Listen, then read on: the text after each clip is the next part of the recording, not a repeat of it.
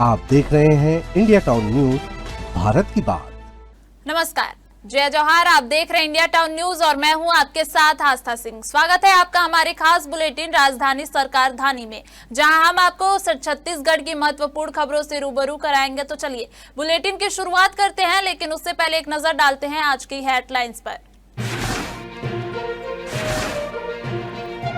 छत्तीसगढ़ का सूदखोर वीरेंद्र तोमर गिरफ्तार। किराए पर मकान लेकर ग्वालियर में छिपा था। जमानत याचिका खारिज होने के बाद बदला था लोकेशन। आ गई सरकारी कर्मचारियों की मौज। छुट्टियों की नई लिस्ट जारी, मिलेंगी कुल 107 दिनों की छुट्टियां।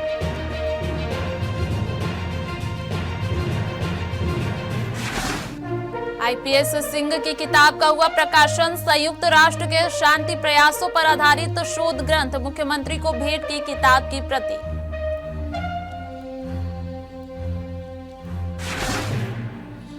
छत्तीसगढ़ में चोरी की बिजली, रोशन हो रहा था सरकारी कर्मचारियों का घर। 4 साल बाद नींद से जागा विभाग।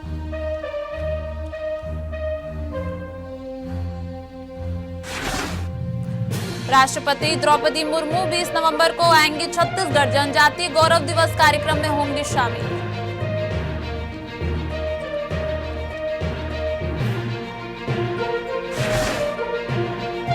एसआईआर प्रक्रिया पर टीएस सिंहदेव का बड़ा बयान। एसआईआर प्रक्रिया को लेकर आपत्ति जताई। कहा भाजपा को वोट देने वालों को ही रहेगा वोटर लिस्ट में नाम। सीजीपीएससी के बाद एमजीयू वीवी भर्ती घोटाला, जांच के बाद भी नहीं हुई कार्रवाई। उच्चतर भ्रष्टाचार उजागर।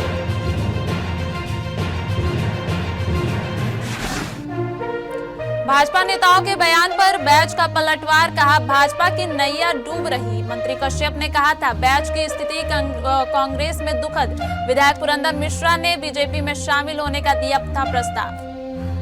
25 साल पुराना नियम बदला, संपत्ति की नई गाइडलाइन जारी।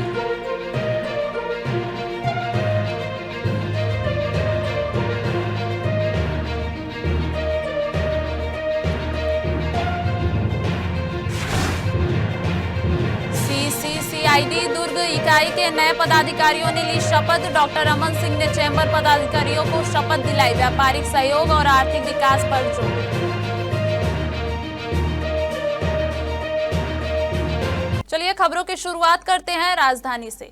छत्तीसगढ़ से एक बड़ी खबर निकलकर सामने आई है। खबर यह है कि फरार चल रहे तोमर बंधु को पुलिस ने गिरफ्तार कर लिया है। बताया जा रहा है कि पुलिस ने मध्य प्रदेश के ग्वालियर से वीरेंद्र सिंह तोमर को दबोचा है। मिली जानकारी के अनुसार वीरेंद्र सिंह तोमर मध्य प्रदेश के ग्वालियर के विंडसर हिल्स टाउनशिप में के फ्लैट में किराए पर मकान लेकर रह रहा था। बताया जा रहा है कि जब एफआईआर हुई थी तो सबसे पहले तोमर बंधु यूपी गए थे। जब पुलिस ने शिकंजा कसा तो वहां से भागकर राजस्थान पहुंचा।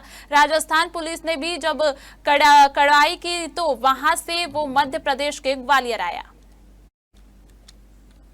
आपको बता दें कि राजधानी रायपुर के फरार सूदखोर हिस्ट्री शीटर वीरेंद्र तोमर और रोहित तोमर पिछले लंबे समय जून 2025 से फरार चल रहे थे। हिस्ट्री शीटर दोनों भाई पर सूदखोर, मारपीट, ब्लैकमेलिंग और आर्म्स एक्ट सहित कई गंभीर मामले दर्ज हैं। जिला प्रशासन की तरफ से तोमर बंधुओं की करोड़ों की संपत्ति कुर्क भी की गई थी। रायपुर जिला प्रशासन की टीम के द्वारा तोमर बंधुओं के करोड़ों के मकान, जमीन और लग्जरी कारों को कुर्क किया गया था। तोमर बंधुओं के खिलाफ प्रशासन की टीम ने कार्रवाई की थी। प्रशासन की टीम ने रोहित और वीरेंद्र तोमर को के आलीशान ऑफिस पर बुलडोजर चलाया था।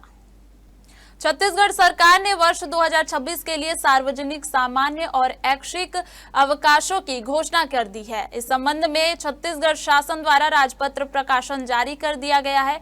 जारी अधिसूचना के अनुसार आगामी वर्ष में राज्य के सरकारी कर्मचारियों को कुल 107 दिनों की छुट्टियां मिलेंगी। राजपत्र के मुताबिक वर्ष 2026 में 18 दिन सार्वजनिक अवकाश, 28 दिन सामान्य अवकाश और 61 दिन ऐच्छिक अवकाश निर्धारित किया गया है। इन सभी अवकाशों का पालन राज्य के सभी शासकीय कार्यालयों, विद्यालयों और सार्वजनिक संस्थानों में किया जाएगा। शासन ने निर्देश दिए हैं कि सभी विभाग इस सूची के अनुसार अपनी वार्षिक कार्य योजना तैयार करें ताकि कार्यालयों का संचालन और कार्यप्रणाली प्रभावित न हो। दिलचस्प बात यह है कि वर्ष 2026 में महाशिवरात्रि और दीपावली दोनों रविवार के दिन पड़ रही है। ऐसे में इन तिथियों पर अवकाश रविवार के साप्ताहिक अवकाश के साथ मेल खाएगा। अधिकारियों ने बताया कि यह सूची सभी विभागों में प्रसारित कर दी गई है ताकि कर्मचारियों को समय पर छुट्टियों की जानकारी मिल सके और वे अपने व्यक्तिगत और पारिवारिक कार्यक्रमों की योजना पहले से बना सकें। पुलिस मुख्यालय में डीआईजी के रूप में पदस्थ आईपीएस अधिकारी डॉक्टर संतोष सिंह की नई पुस्तक का विमोचन दिल्ली के प्रतिष्ठित मानक पब्लिकेशन द्वारा किया गया है। यह शोध ग्रंथ संयुक्त राष्ट्र के शांति सुदृढ़ीकरण विषय पर आधारित है और इसमें विश्व शांति की दिशा में संयुक्त राष्ट्र के बहुआयामी प्रयासों की गहन पड़ताल की गई है। डॉक्टर सिंह ने अपनी पुस्तक की प्रति मुख्यमंत्री विष्णुदेव साय, विधानसभा अध्यक्ष डॉक्टर रमन सिंह और डीजीपी अरुण देव गौतम को भेंट की। यह पुस्तक शीत युद्ध के बाद की वैश्विक परिदृश्य में संयुक्त राष्ट्र द्वारा संचालित पीस कीपिंग, पीस मेकिंग और पीस बिल्डिंग जैसे प्रयासों का विश्लेषण प्रस्तुत करती है। डॉक्टर सिंह का यह शोध ग्रंथ विदेश नीति निर्धारकों, शोधकर्ताओं, विद्यार्थियों और प्रशासनिक अधिकारियों के लिए अत्यंत उपयोगी माना जा रहा है। यह न केवल अंतर्राष्ट्रीय संबंधों के अध्ययन में नई दृष्टि प्रदान करता है बल्कि भारत सहित संघर्षग्रस्त क्षेत्रों में अस्थायी शांति स्थापित करने की प्रक्रिया की समझ को भी सुदृढ़ करता है। छत्तीसगढ़ में एक ओर जहां हर नागरिक कह रहा है कि बिजली की बिल बढ़ी हुई है, इससे आर्थिक परेशानियों का सामना करना पड़ रहा है, वहीं दूसरी ओर छत्तीसगढ़ के ही सक्ती जिले में सरकारी कर्मचारियों का आवास चोरी की बिजली से गुलजार है। आलम तो यह है कि यहां 4 साल से न तो बिजली मीटर लगाए गए हैं और न ही बिजली बिल जमा किया गया है। अब बिजली विभाग इन लोगों पर एक्शन लेना शुरू कर दिया है। विभाग ने यहां रह रहे कर्मचारियों को नोटिस जारी किया है। दरअसल जिले के जैजेपुर ब्लॉक मुख्यालय में सरकारी कर्मचारी के लिए आवास बनाए गए हैं। 44 जीएडी कॉलोनी के इन सरकारी आवासों में तहसीलदार, सीएमओ से लेकर शिक्षा विभाग, राजस्व विभाग, पंचायत विभाग के तमाम बड़े अधिकारी कर्मचारी निवास करते हैं। लेकिन हैरानी की बात यह है कि इन आवासों में बिजली मीटर नहीं लगाए गए हैं। अधिकारी कर्मचारी सीधे तार से बिजली का खुलेआम उपयोग कर रहे हैं। इस पूरे मामले में 4 सालों के बाद विद्युत विभाग ने सख्ती दिखाते हुए सरकारी आवासों में रहने वाले अधिकारी कर्मचारियों को नोटिस जारी किया है। इसके साथ ही 1 साल की पेनाल्टी भी इनसे वसूली की जाएगी। विभाग ने चेतावनी भी दी है कि जो बिजली बिल जमा नहीं करेगा उनके आवासों का कनेक्शन काटा जाएगा। राष्ट्रपति द्रौपदी मुर्मू का 20 नवंबर को छत्तीसगढ़ प्रवास का कार्यक्रम प्रस्तावित है। इस दौरान राष्ट्रपति अंबिकापुर के पीजी कॉलेज मैदान में आयोजित राज्य स्तरीय जनजातीय गौरव दिवस के कार्यक्रम में शामिल होंगे। उनके दौरे की तैयारियों को लेकर मंत्रालय में 11 नवंबर को शाम 4 बजे मुख्य सचिव विकासशील की अध्यक्षता में बैठक होगी। बैठक में सभी प्रमुख मंत्रालय और विभागों के वरिष्ठ अधिकारी सहित संबंधित जिलों के अधिकारी वीडियो कॉन्फ्रेंसिंग के माध्यम से शामिल होंगे। आपको बता दें कि राष्ट्रपति द्रौपदी मुर्मू अपने छत्तीसगढ़ प्रवास के दौरान सरगुजा के विभिन्न कार्यक्रमों में शामिल होंगी। मुख्य सचिव द्वारा राष्ट्रपति के निर्बाध और गरिमामय प्रवास के लिए सुरक्षा, यातायात, स्वच्छता, आगमन और सांस्कृतिक कार्यक्रमों सहित आवश्यक व्यवस्थाओं की व्यापक समीक्षा की जाएगी। अधिकारियों को दायित्व निर्वहन के निर्देश दिए जाएंगे। वक्त हो चुका है एक ब्रेक का। बने रहिए इंडिया टाउन न्यूज के साथ। कभी कभी चेहरे का छुपा दर्द दुनिया नहीं देख पाती है।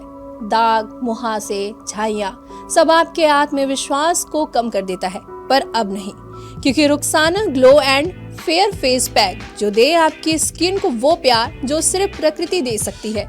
हर लेयर को साफ करे, हर दाग को करे हल्का और आपकी मुस्कान फिर से लौटाए। Because you deserve to glow naturally. Rukhsana herbal beauty product Amazon, Meesho और फ्लिपकार्ट में भी उपलब्ध। ब्रेक के बाद आपका स्वागत है। छत्तीसगढ़ में एसआईआर प्रक्रिया लेकर पूर्व डिप्टी सीएम एवं कांग्रेस के वरिष्ठ नेता टीएस सिंहदेव ने सवाल उठाया है। जगदलपुर दौरे के दौरान पहुंचे टीएस सिंहदेव ने एसआईआर की प्रक्रिया को दूषित बताया। उन्होंने कहा, वोट चोरी की बात को जितना जल्दी हो सके चुनाव आयोग को स्वीकार कर लेना चाहिए। टीएस सिंहदेव एसआईआर प्रक्रिया को लेकर आपत्ति जताते हुए कहा, आयोग ने एसआईआर की प्रक्रिया को बेहद जटिल बना दिया है। लोगों को एसआईआर के तहत दस्तावेजों के फोटोकॉपी का गैर जरूरी खर्च उठाना पड़ेगा। साथ ही लोगों को अपनी फोटो खिंचवाने के लिए भी परेशान होना पड़ेगा। सिंहदेव ने गंभीर आरोप लगाते हुए कहा, एसआईआर के तहत सिर्फ उनका ही नाम अब वोटर लिस्ट में होगा जो भाजपा को वोट देते हैं। छत्तीसगढ़ के महात्मा गांधी उद्यानिकी एवं वानिकी विश्वविद्यालय पाटन में सहायक प्राध्यापक, वैज्ञानिक और अन्य पदों की भर्ती में भारी गड़बड़ी सामने आई है। कुलपति डॉक्टर गिरीश चंदेल की अध्यक्षता वाली जांच समिति ने चयन प्रक्रिया में नियम उल्लंघन, पक्षपात और स्कोरिंग में हेराफेरी की पुष्टि की थी। रिपोर्ट में भर्ती रद्द करने और दोषियों पर कार्रवाई की अनुशंसा की गई, लेकिन 1 साल बाद भी कोई कदम नहीं उठाया गया। जांच में पाया गया कि विश्वविद्यालय ने यूजीसी के 2018 विनियमों का उल्लंघन करते हुए पीएचडी और नेट के अंकों में गलत वेटेज दिया, जिससे योग्य उम्मीदवार वंचित रह गए। जांच में खुलासा हुआ है कि कुलपति ने पूरी प्रक्रिया पर व्यक्तिगत नियंत्रण रखा और जल्दबाजी में दबाव बनाया। कुलसचिव ने भी राजभवन और राज्य शासन को शिकायत की थी, लेकिन निर्देशों की प्रतीक्षा किए बिना ही चयन पूरा कर लिया गया। कुलपति ने जांच के दौरान अपने फैसले को सही ठहराने की कोशिश की, लेकिन यह असफल रही। गैर शैक्षणिक पदों पर भी नियमों के विपरीत कौशल परीक्षा का प्रावधान किया गया। रिपोर्ट जनवरी 2024 में राज्यपाल को सौंपी गई थी, लेकिन अब तक कार्रवाई नहीं हुई। अभ्यर्थी न्याय की मांग को लेकर आंदोलन करने की तैयारी में है। भाजपा विधायक पुरंदर मिश्रा और वन मंत्री केदार कश्यप के बयान पर दीपक बैज ने पलटवार किया है। बैज ने भाजपा को डूबती नैया बताया है। दरअसल भाजपा विधायक पुरंदर मिश्रा ने कांग्रेस प्रदेश अध्यक्ष दीपक बैज को भाजपा में शामिल होने का प्रस्ताव दिया था। वहीं वन मंत्री केदार कश्यप ने भी कांग्रेस के अंदर दीपक बैज की स्थिति बेहद दुखद होने की बात कही थी। भाजपा नेताओं के बयानों के बाद कांग्रेस प्रदेश अध्यक्ष दीपक बैज ने पलटवार करते हुए कहा, भाजपा नेताओं के बयान से लगता है कि भाजपा बेहद कमजोर हो चुकी है। भाजपा की नैया डूब रही है, इसीलिए भाजपा के लोग अब चाहते हैं कि उनकी नैया संभालने के लिए कोई आए, लेकिन डूबती नैया में कोई सवार नहीं होता। छत्तीसगढ़ सरकार ने संपत्तियों के गाइडलाइन निर्धारण संबंधी नियमों में बड़ा सुधार करते हुए नियम जारी किए हैं। मुख्यमंत्री विष्णुदेव साय की पहल पर जमीन गाइडलाइन मूल्य निर्धारण में बड़ा बदलाव किया गया है। इससे रजिस्ट्री की प्रक्रिया अब आसान होगी। वहीं भ्रम, विसंगतियां एवं अतिरिक्त शुल्क भी समाप्त होंगे, जिससे आम जनता को बड़ी राहत मिलेगी। पंजीयन मंत्री ओपी चौधरी ने विभाग के अधिकारियों को निर्देशित किया था कि जमीन के गाइडलाइन मूल्य निर्धारण संबंधी वर्तमान नियम अत्यंत जटिल हैं और विरोधाभासी हैं, जो सामान्य जन की समझ से बाहर हैं। इसके कारण आम लोगों को तरह तरह की परेशानियों का सामना करना पड़ता है। इन नियमों को सरल और संक्षिप्त बनाए जाए। बताया गया है कि गाइडलाइन दरों की गणना इन नियमों के अनुसार की जाती है, जैसे मुख्य मार्ग की दूरी क्या होगी, कौन से तल में होने पर कितना वैल्यूएशन होगा, किन किन परिस्थितियों में कितने कितने मूल्य बढ़ेंगे। इन नियमों के आधार पर जमीन की रजिस्ट्री के समय बाजार मूल्य का आकलन किया जाता है। गाइडलाइन दरों के निर्धारण संबंधी ये नियम वर्ष 2000 में बने हुए थे और इनमें कोई परिवर्तन या संशोधन नहीं हुआ था। Chhattisgarh chamber of commerce and industries CCID दुर्ग इकाई के शपथ ग्रहण समारोह का आयोजन हाल ही में दुर्ग में किया गया। इस अवसर पर छत्तीसगढ़ विधानसभा के अध्यक्ष डॉक्टर रमन सिंह बतौर मुख्य अतिथि मौजूद रहे। वहीं कार्यक्रम की अध्यक्षता शिक्षा मंत्री गजेंद्र यादव ने की। समारोह के दौरान डॉक्टर रमन सिंह ने चैम्बर के अध्यक्ष अनूप गटागट समेत अनेक अन्य पदाधिकारियों को शपथ दिलाई। अपने संबोधन में उन्होंने कहा कि चैम्बर एक ऐसा मंच है जो सरकार और व्यापारियों के बीच पुल का कार्य करता है। उन्होंने व्यापारिक सहयोग और राज्य के आर्थिक विकास में चैम्बर की भूमिका की सराहना की।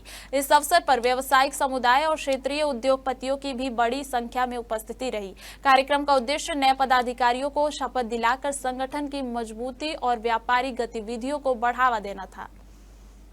इस कार्यक्रम के बहुत ज्यादा उत्साह से चैम्बर के लोगों का और जितने व्यापारी वर्ग थे, शहर के, बाहर के, रायपुर के, धमधा के, पाटन के और भिलाई के सभी व्यापारी वर्ग ने इसमें हिस्सा लिया, बढ़ चढ़ के हिस्सा लिया।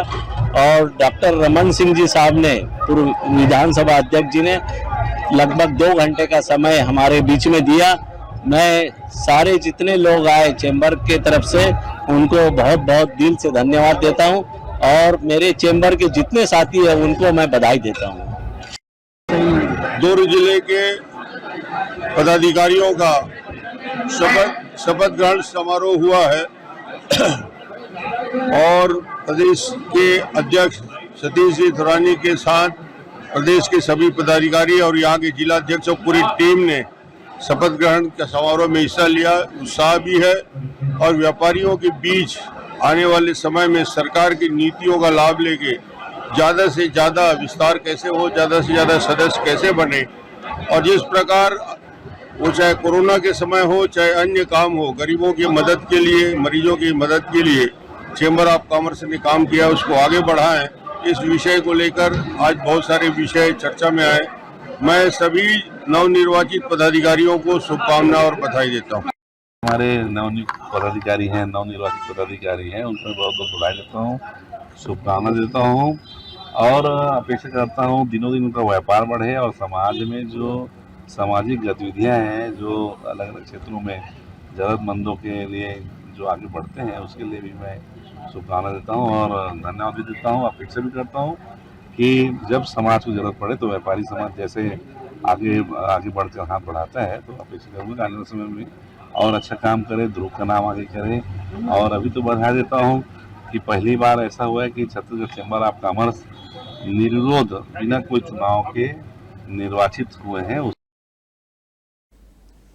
हमारे खास बुलेटिन राजधानी सरकारधानी में फिलहाल इतना ही। देश प्रदेश की तमाम बड़े खबरों से अपडेट रहने के लिए बने रहिए इंडिया टाउन न्यूज के साथ। नमस्कार। आप देख रहे हैं इंडिया टाउन न्यूज, भारत की बात।